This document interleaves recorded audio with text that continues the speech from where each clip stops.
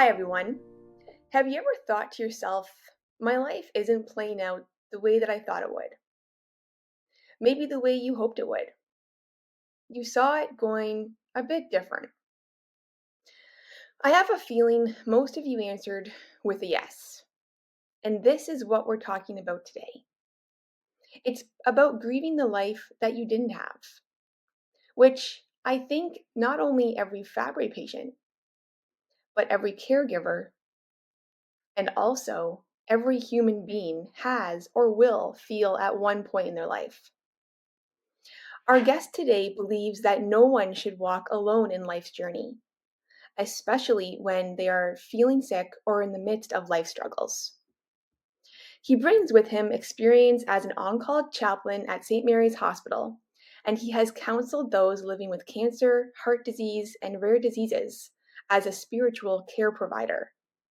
Sam is passionate and honored to be invited into people's life stories, especially the hard and complicated ones.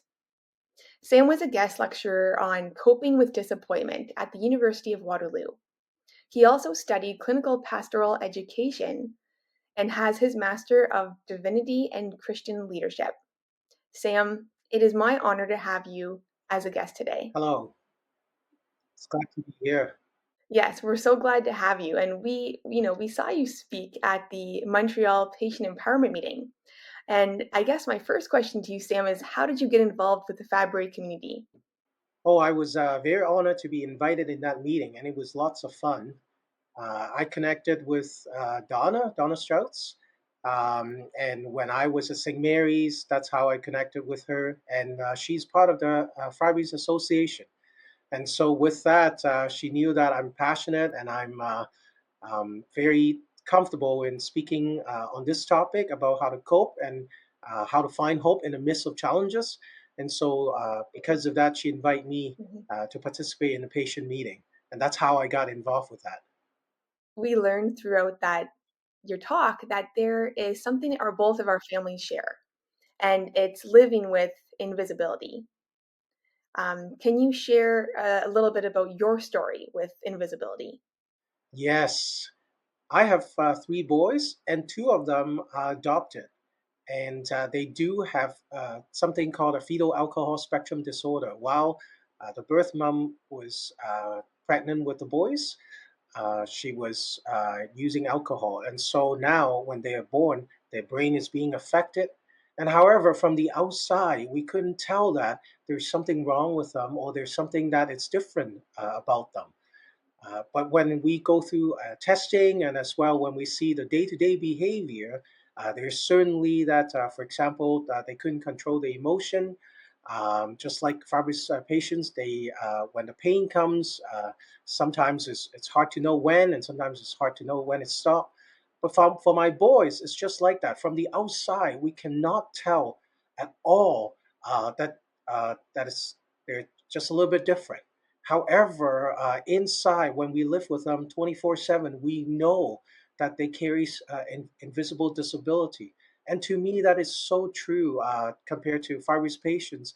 On the outside, maybe a lot of times that we couldn't tell what's going on, but those who are caregivers and those who have Fabry's know that they do have this invisible disability. And that is something that I can identify with Fabry's patients. Absolutely. And that same feeling of, when things look okay on the outside, but they may be feeling very different on the inside. Yes, it's very challenging because everybody think that my boys do react to a certain cue, do react to a normal school system. However, I would have to be put a close eye on them. It's because there's certain things that can trigger their behavior, and then all of a sudden um, they react and respond very differently. And a lot of times that I feel like I have to go around and educating everybody and telling everybody what's going on. And I think a lot of times with Fabry's patients and even caregiver, they feel the same way. It's because on the outside, people cannot see what's going on. And so a lot of times that they will have to explain, they have to educate other people. And I think that we have that we have that call, so to speak. We have that responsibility because there's not that many people know what Fabry is, and so uh, people like myself and like other people, we carry that call to go around and to educate people. And some do listen, that's great, and some do question, and some have no interest of that. But that does not discourage me, and I trust that all the other people with Fabry, not to discourage them to go around and saying that, you know what, this is what we are going through. This is really true. And so these are our trigger, and this is what we are feeling. And you may not see that, you may not understand it, and you may not even feel that, but this is exactly what we're going through. So we ask them kindly to respect that, ask them kindly to extend grace, to extend understanding, because this is real. Yeah, it is real. And I think you touched on some very important messages at when we last spoke. And it's this question of when you are going through the hard, the really hard time in life, the really hard times in life, or when you're in the middle of a pain crisis. And let's say, for example, you're on the couch and you're feeling so hopeless. What what strategies can we use in those hard times? That's right. I think it's fair. First of all, I wanted to say that those who are going through Friday, my heart really goes out to you, and for the caregivers as well. Second, particularly when those that who are going through pain, and there are times that there are days that you just don't want to move forward, or the pain is so much. First of all, it's to really identify that. It's really say, you know what, I'm really having a crappy day today. This is really painful. Oh, this is really challenging. And I do not suggest that anybody to suppress that, to really push that aside, because I think that there's a value in really coming to that and saying that yes, I'm this is a really challenging time, and today particularly really challenge. And second, it's to be able to think that you are not going through this alone. Nobody is going through this alone. There's people that around the world is going through that, and it may not feel that way. I wish that I could create an app that everybody who has Friday would be able to type it in the app and where they are, and then to signify using different color. Let's say green light, it's that they're not in pain. Yellow light, it's that they're getting over pain, and red light, it's that they are currently in pain. And it even have the time uh, stamp saying that how long have they been in pain, so that we know that those who are going through that, knowing that they're not alone. I remember recently I just had my gallbladder removed, and when I was in emergency, when I saw other people that who was there, then all of a sudden I realized that I am not alone, even though they can't do anything about it, that the patient, and even though there are times that we just have to sit there, but you know that you're not going through that alone. And third, I called on people that really care about me. I called on Donna, I called on other people that know, that really care, and then so that they are able to step in. So it's very important knowing that you do not push that aside when you experience a pain. As a matter of fact, you need to identify and name that, yes, I'm in pain, and I'm in a lot of pain. Second thing, it's to be able to know that you are not alone. There's people that who's going through that, and people's pain do last for a while, and then they will get better. The pain will go away. That's what I'm trying to say, so that you know that you're not alone. And Mhm. third, make sure that you grab hold of somebody that really believe in you, really can rally around you, that you called on them, and let them know that this is what you're going through. And those are the three things that I think is very helpful for people that who just um, come out in the morning and say, you know what, this is a crappy day, this is something challenging. And as well, make sure that you connect with Canadian Fabry's Association, because there's people like Julia, there's a lot of people that in there that really, really care. And as long as you know that this will go away at some point, you're not going through this alone. And as well, that yes, it's pain. Yes, this is happening. Then you will be able to have that hope and strength to continue to move forward. It may take a while, it may take a short while, a long while, but you know that there's hope, and you know that you're not alone. I think that's so important to know, and, when you said call on people that really care about you, I have a question about that because I think when you're going through something so hard, it's actually really hard to then ask for help. I don't know why that is, and maybe you could share, why that is. I think it's because then you feel like you're a burden, or and I think you've mentioned something in the past. It's very dangerous to struggle alone. Could you dive into that a little bit and explain, why it's so hard to reach out, but then why it's so important that we should always do that? Yes. I think why is it so hard to reach out? It's because everywhere around us is focused on performance. Uh, the fittest survive. Everywhere around us is broadcasting that message that we got to have it all together. It's like when we don't have it all together, something is wrong with us. I think that is a very, very big lie. It's because we are all broken. We first have to come to a place that nobody is perfect. And if they appear to be perfect, I want to find out what's going on because I don't really believe in that. At some point, at somewhere, we'll go through something uh, that help us to be a better people, better person. And so that's the first of all, it's to get rid of that belief in our mind. And the world is feeding us all these things. So there's a certain script in our brain that is telling us that we have to be perfect. We have to have it all together. We have to make sure that we're looking after ourselves. And that it's a double whammy that is making it very difficult for us to come and ask for help. So that's something that I think we need to replace it with that. There's people out there who is really, really believe in this and really want to be there and really want to help. And that's what it is we need to seek out those people that who really can rally around us, can really experience this, and can really believe in us, and can really, really provide the support. Um, and there's people like that. There's people who really understand. So the first thing is, why is it so hard? Is because the world is feeding us that message and we're believing that. Second, we keep going towards those people that who keep shutting the door. And for some reason, we just feel addicted. We just really need to prove it, whether it's to our boss, whether it's to our family or whoever, our good friends, that we have Fabry's disease, and we really need to prove it to them that this is real. And when we need help, we really need the acceptance, and we really need them to come and rally around us. And for some strange reason, they just don't want to have anything to do with us, or they want to fix us. That's the worst thing that they can do, is they want to fix us, and or they say the most dumbest thing, uh, or the stupidest thing, to try to help us to feel better.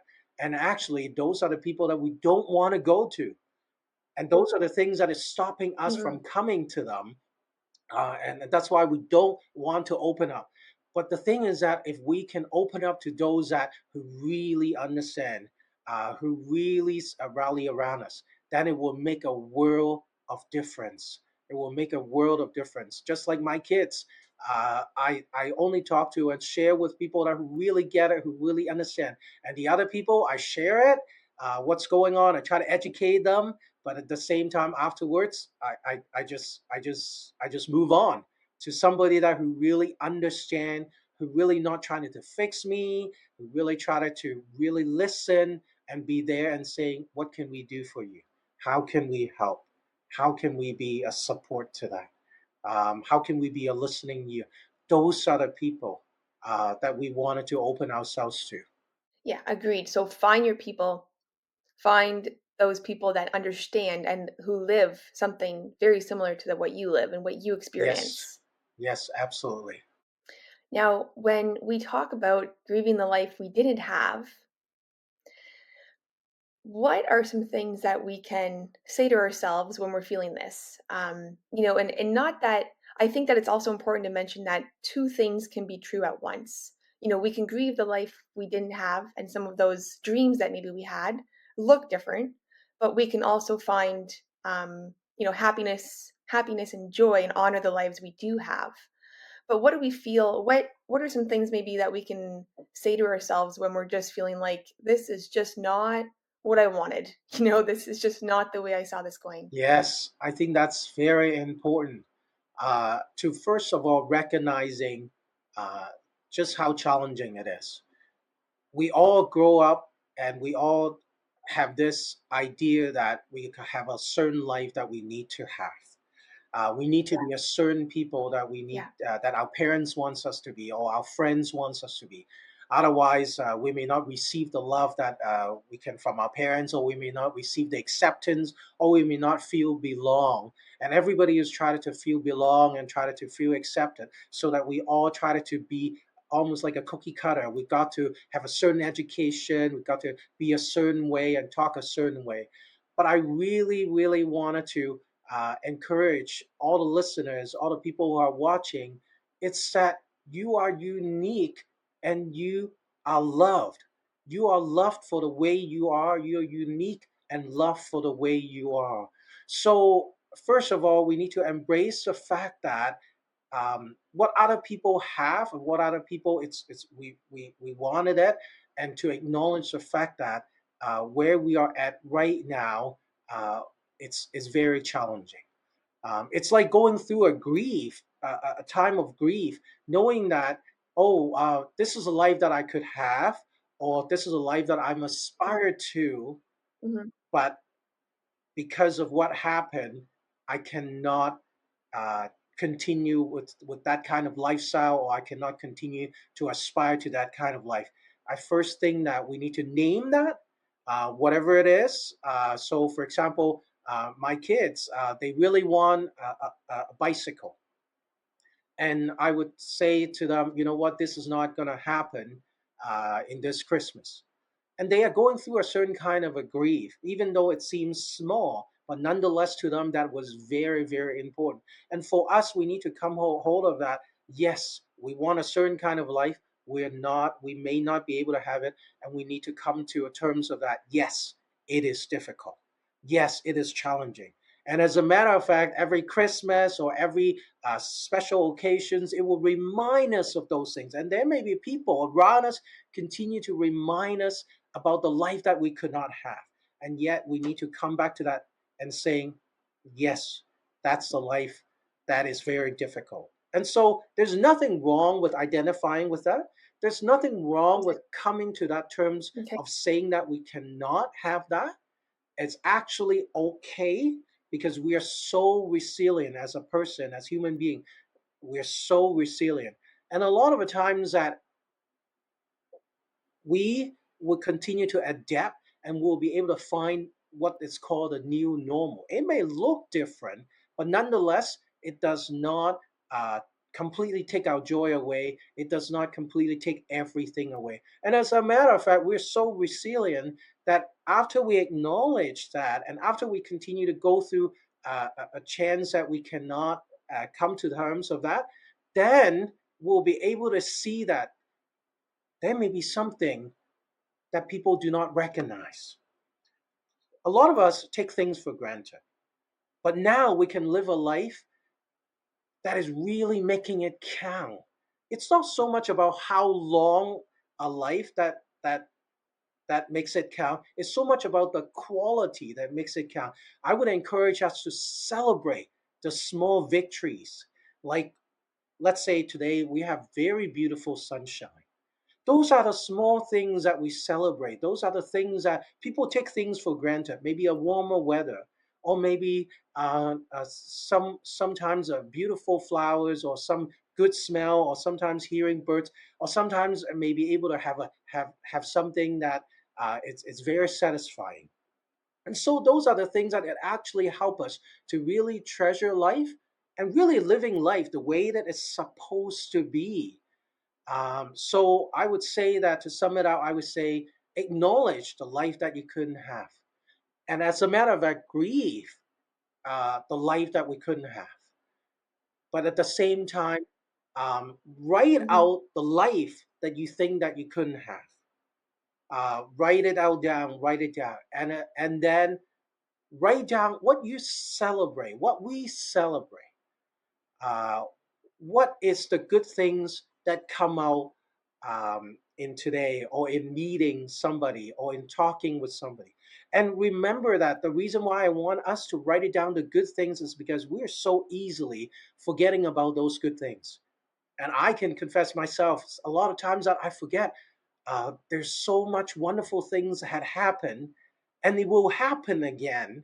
But if I don't write it down, um, the next time that when I come across, oh, I'm grieving the life that I could have. For example, I grieve the life that my kids can go to a normal school, or my kids can have what so-called normal, normal jobs, or normal whatever, Mhm. right?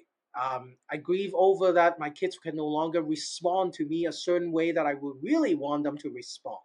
I grieve over that.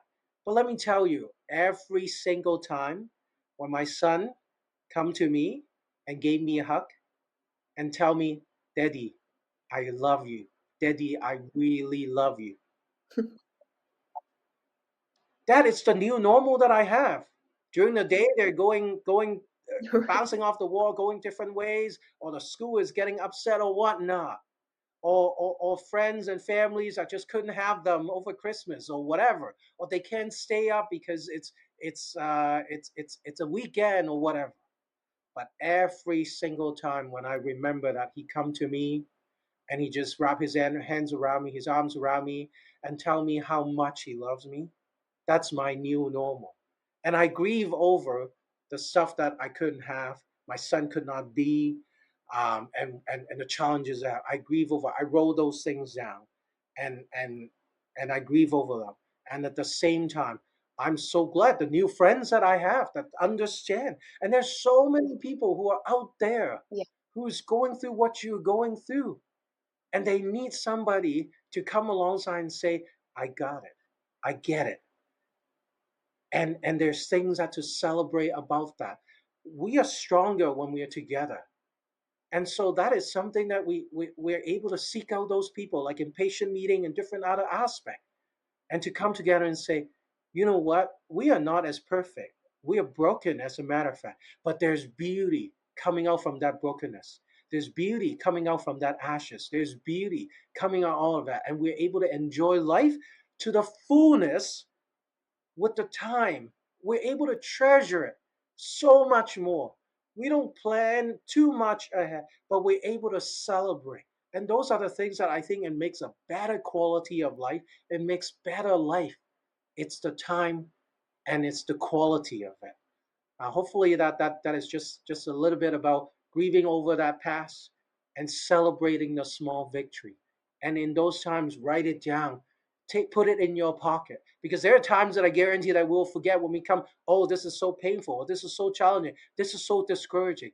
I'll say no. Bring it out. Oh, this is a smile that I received. This is a hug that I received. This is somebody that I would never be able to get to know if it is not because of my condition. And now I get to know the person, and now we're actually uh, uh, connecting, and we're spurring each other on, we're encouraging one another. And there's so many people around the world that needed that friend, and we could be that friend, we could be that encouragement to them, and they could be that encouragement to us. It goes both ways. We think that it's one way, we're getting it from them or they're getting it from us. No, it goes both ways, and it's so exciting, it's so beautiful. And so that's what I would encourage us to do. I love that, and I love writing it down. I think that is so important. It is easy to forget when you are feeling, like you said, discouraged and sad, and you're stuck, and you're in pain. And when you think about what good has happened, maybe from having this, which can be really hard, that can be a hard thing to figure out in your mind. But I think about some of my favorite people I've met in my life have been because I have Fabry. And to me, I can write that down. I can keep that with me when I'm feeling upset and sad, and just remember that I can still feel those things, but I can also feel these things too. And I think that it's a good way to, or maybe a good narrative to have in my head. I actually carry a little piece of paper.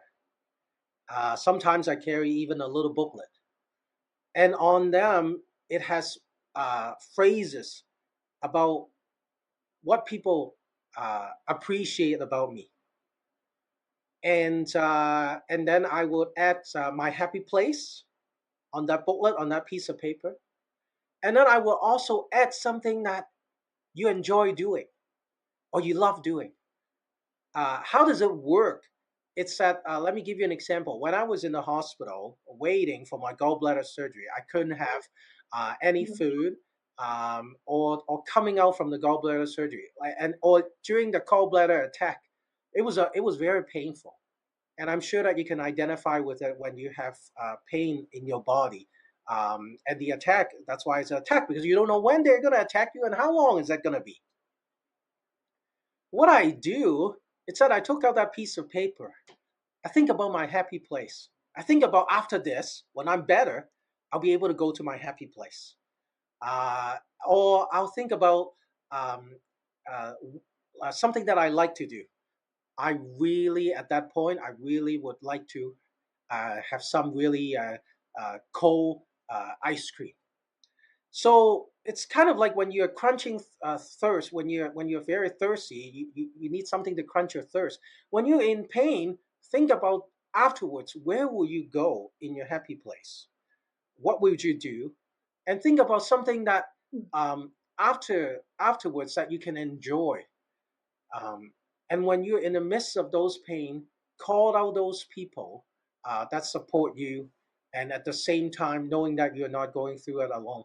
I find it is very helpful when you have that piece of paper and thinking about it and visualizing it, and because at some point it will go away. I don't know how long, but at some point when those are going, it gives you something to look forward to.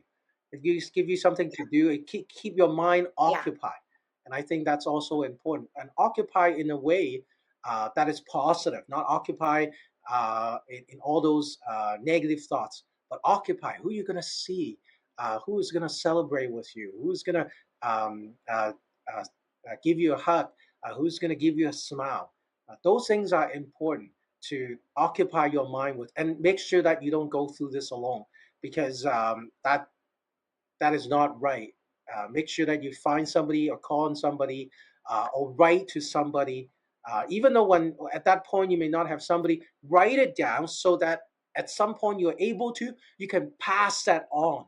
I have people that who actually may have nobody to share with.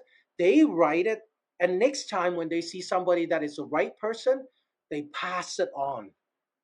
So when you're in pain, you may, oh, how can I encourage somebody in pain? There's no better way to encourage somebody when you really understand what you're going through. You may want it to occupy instead of being the Mhm. receiving end, maybe being the giving end. During that time, write down, how am I going to encourage somebody when I'm in pain? What am I going to say to somebody if they're in pain? And next time, when you're in a patient meeting, you can pass it to somebody. Or maybe we'll do something that will collect all these, what are the best advice, what are the best thing to do, and we'll collect it, and afterwards we'll post it online, or we'll distribute it, and so that you can pull it out on your phone, you can put it out on your device, you can see that so and so, you know what, I'm going through this, and this is very painful, but yet this is what I think that somebody need to hear, because it will go away. And that's how we encourage one another. I love that, and that we will do that. That is a great idea. I think there's something to be said about that moment that you're going through something and it's so hard that you're just stuck in your mind about how do I get through the next couple minutes? How do I get through the next hour, the next week?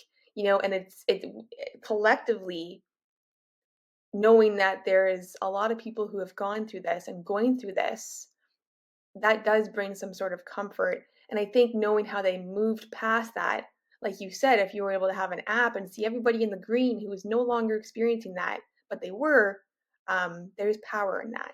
I remember when I was at the hospital, and I was going through the pain, the attack, and then the next thing is I Hmm. realized that you know what a waste. I'm going through this, and if I know that next time when I'm in a patient meeting, or I can post it online or whatever, and I know that somebody who is going through the same thing, then it's then my pain is not wasted. Now when I'm in pain, I'm going to write it down to the next person, uh, what I would say to them to encourage them, so that you know that there's a purpose for your pain is not wasted. I don't know if there's any other purpose why we're going through pain, but at least we can use it Mm. for a better result, like for to encourage one another. So yeah, Yeah, it's a very beautiful thought. And thank you for sharing that with us, because we will do something with that. We will give our pain some purpose by helping the next person who goes through it.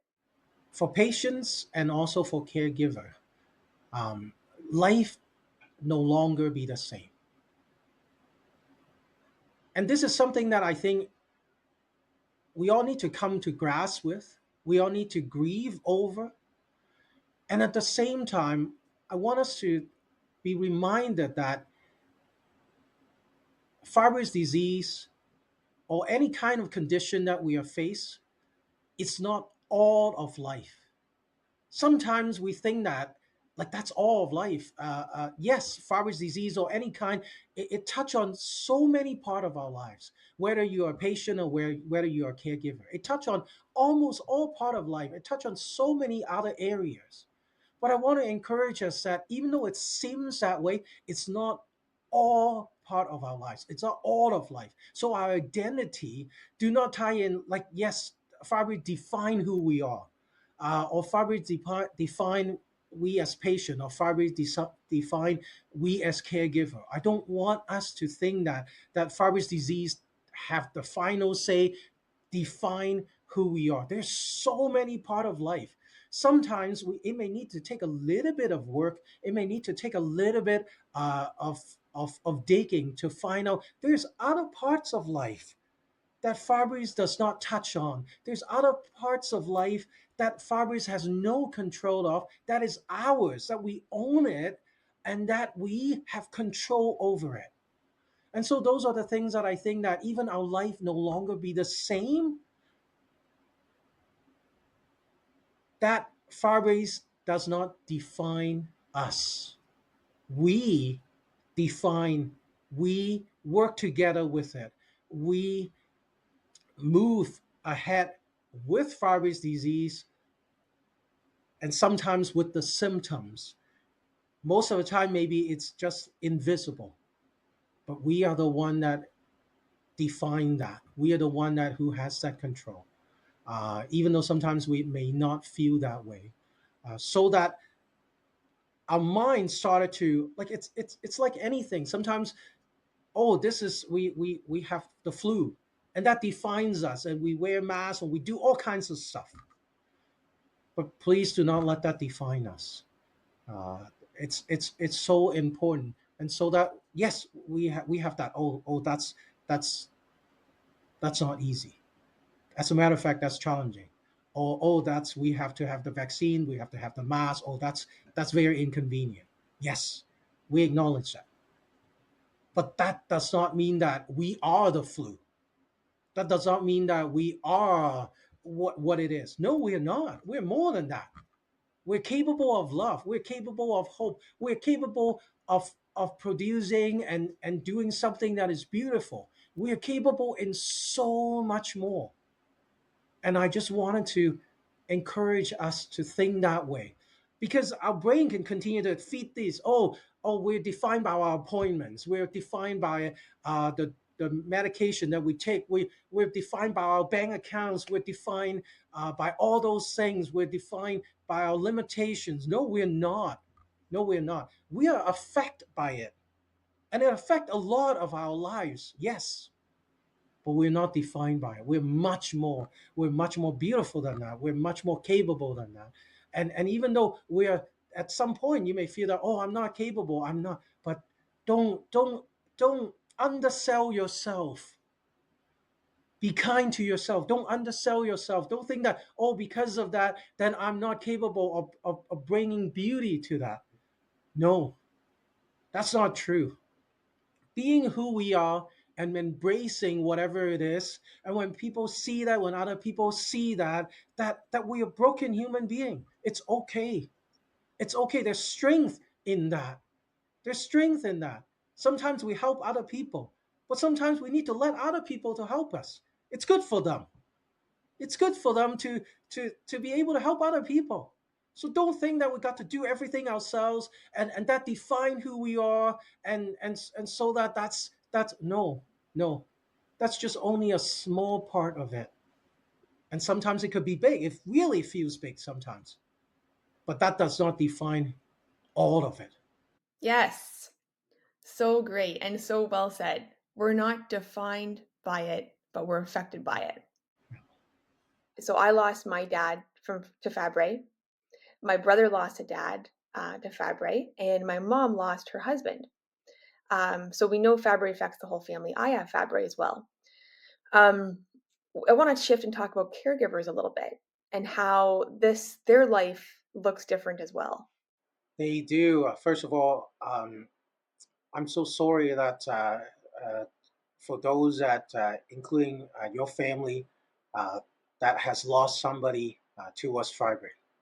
Um, and and on the other hand, uh, as technology continue to improve, we're just hoping that during our time that we'll see a cure. And I know that there's doctors, professions who are working tirelessly to find the cure.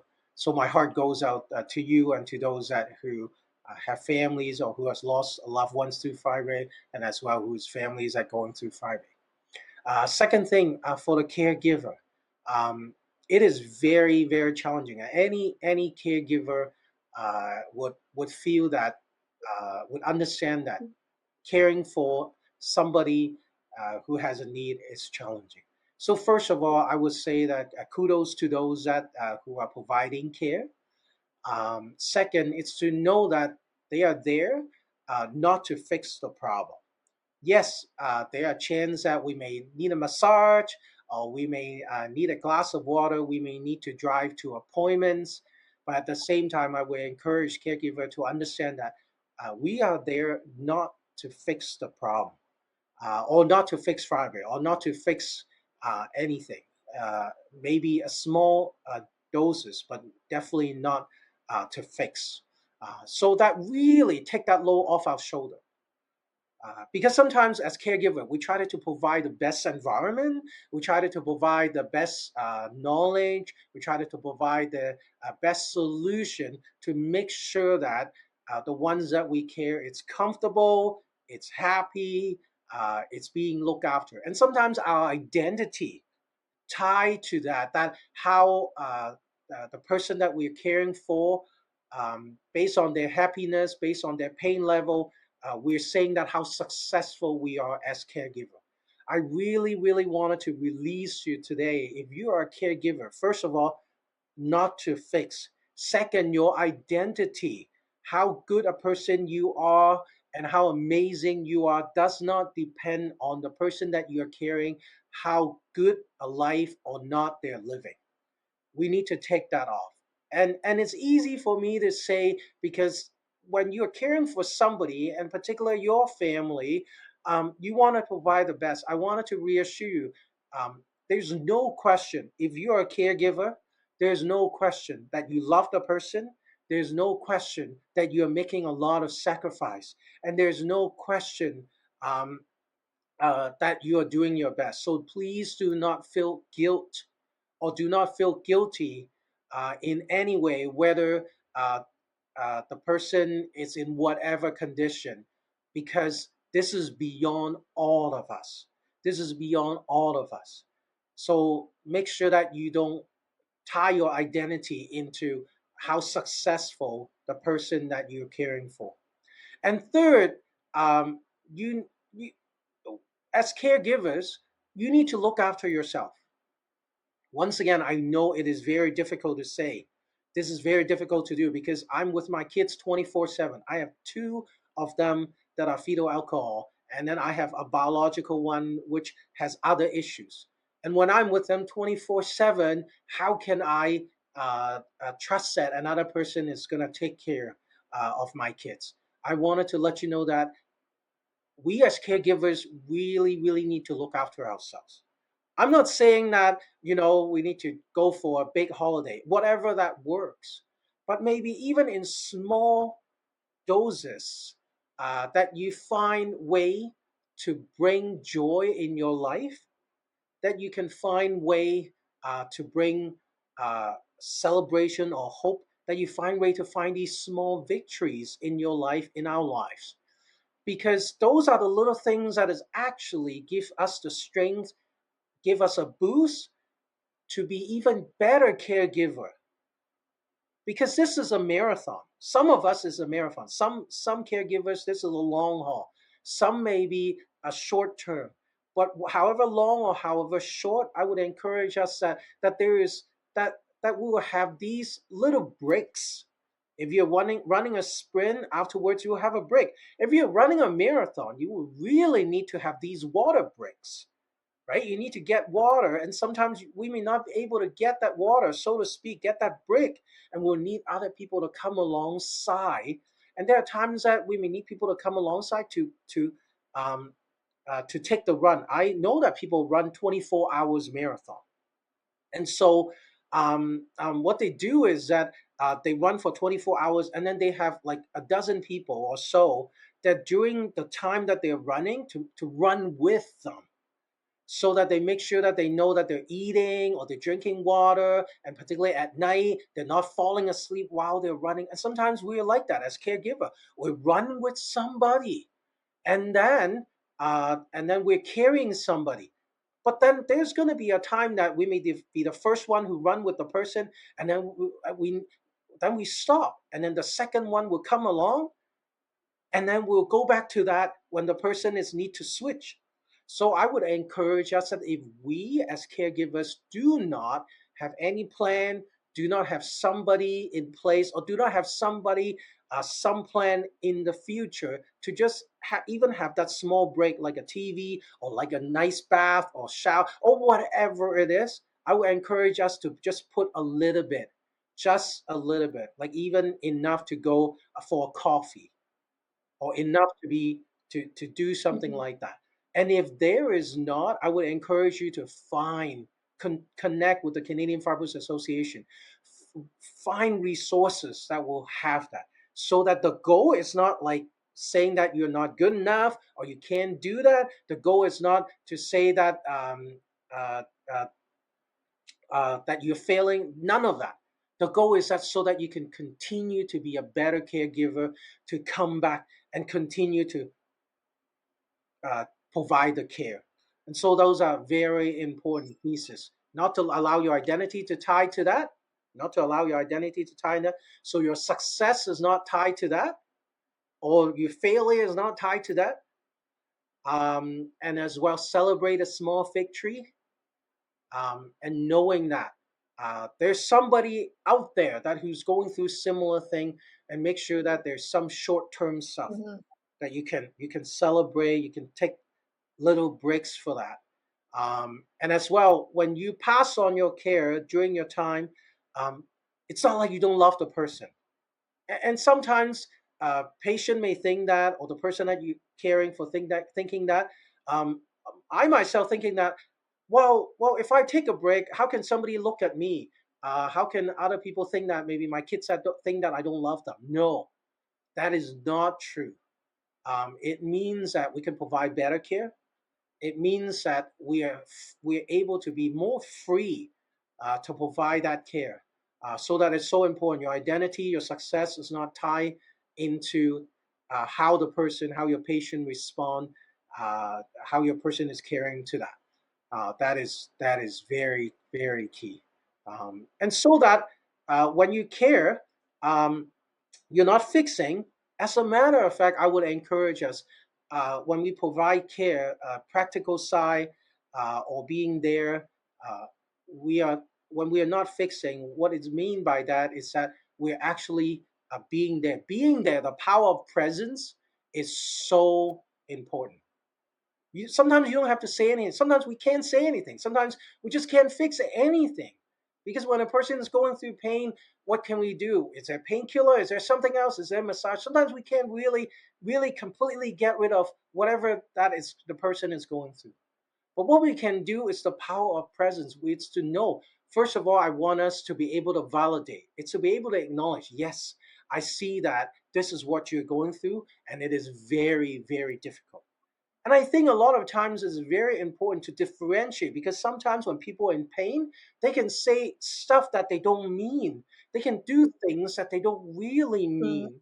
It's because they're in such a difficult situation. And we as caregivers cannot take those things personal.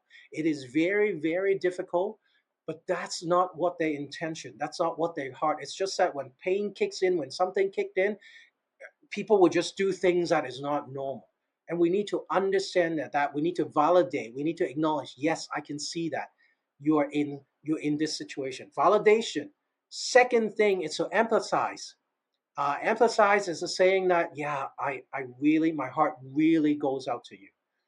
Yes, I can't really do anything, but I really can see that you are in a lot of pain, or this is a very difficult situation. So validating, emphasizing, and then finally, when they come out of that, or when they're in a little bit more calm or cohesive or whatever it is, then you can maybe set some healthy boundaries.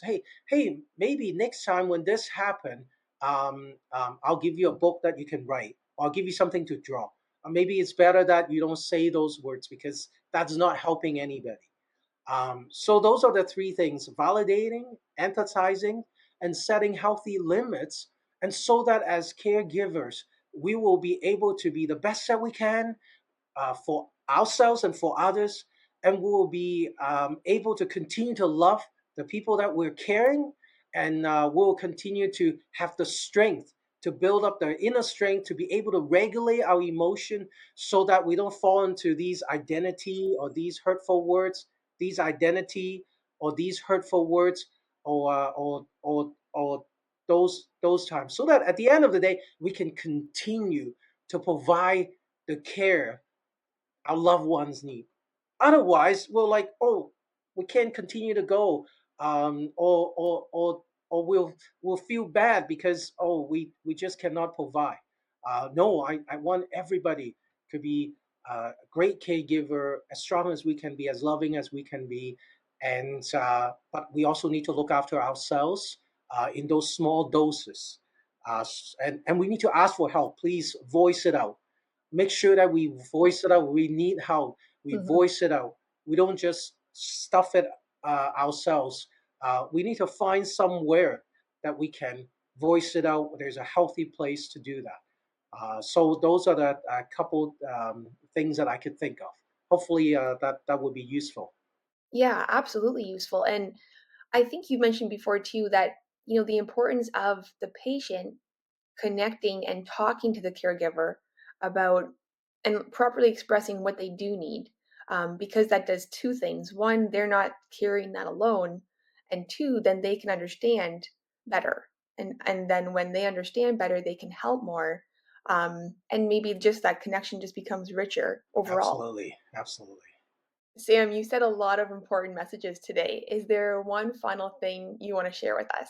I think one thing that I would really encourage us, all of us, whether you are a caregiver or whether you are a Fabry's patient, uh, and whatever extent that we are in, it's to be kind to yourself.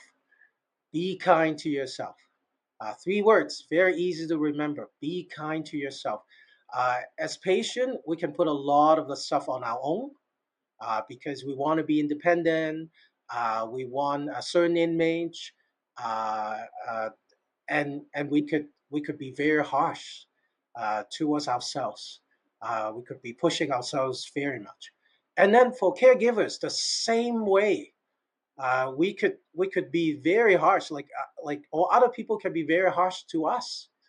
But I wanted to once again be kind to yourself, no matter where you are, what you are going through. Be kind to yourself. Do something. Be kind to yourself. I can't emphasize enough, because if you are not being kind to yourself, it's hard for people to be kind to you. And if I'm not being kind to myself, it's hard for people to be kind to me. Um, what I'm trying to say is that it's my responsibility to be kind to myself. Whether people kind to me or not out there, it's great if they're being kind to me. It's wonderful. I'm expecting that people to be kind to me. It's great. That's great. But if the bottom line is if nobody being kind to me, it's my responsibility to be kind to myself. I need to speak positive to myself. I need to speak love to myself. I need to speak health to myself. And I need to be kind to myself. And then I can educate other people how to be kind to one another. Because sometimes we could be in very toxic situation. Maybe because after COVID, who knows what's going on. But if I'm being kind to myself, I'm educating, I'm strengthening myself, and I'm also educating other people how to be kind to one another. We are stronger together. We are stronger together, and let's do it. We get stronger when we're kind to ourselves. We're stronger when we're kind to one another, and so that hopefully one day there will be a cure, and this will be eradicated. Um, and we can continue to cheer and spur one another on. That's my I'm so thankful. I'm so thankful that I get to share this with you. Hopefully, this will be helpful. Hopefully, there's something that is encouraging to you, and hopefully, this will be helpful uh, to all those who are watching and listening. Thank you, Sam. You are a beautiful human being and you have so much good to share. This is absolutely helpful. And I think a lot of those people listening, it's so important to not do this alone. I want to echo, I think the most profound part of this conversation today is what you said is sometimes, we don't want to bother other people, but please do, because you don't have to suffer alone. Thank you so much for everything today.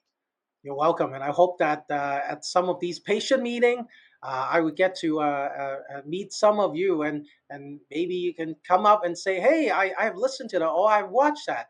Oh, I would be very happy to hear and to meet. It will be my honor. It will be my honor. Thank you so much for this time. Thank you.